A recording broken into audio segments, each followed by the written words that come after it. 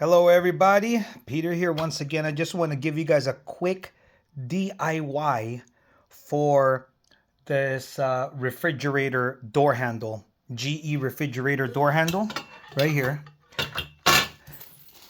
Well, apparently this is such a flawed design. This piece right here will just shatter one day. This fridge is my mom's. It's 10 years old, and they want you to buy the whole handle, which is about $90, and it's still gonna have that ridiculous design flaw. Anyway, I'm gonna show you guys the model of the fridge. Hang on a sec. That is the model of the fridge. Okay, that's the model of the fridge right there.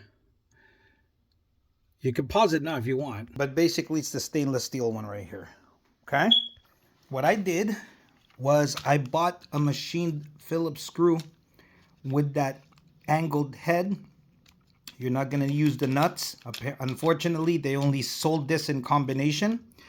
I got a 1032 by 3/4 inch, so it's a little longer. And then I got these finish washers.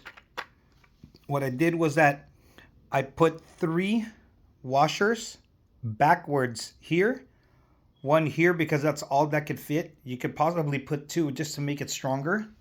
Did the same thing here, 3 in the bottom, 1 up top. So a total of 8 washers, 4 new machine screws, and I got it flushed in. Retighten those, top and bottom, and you're good.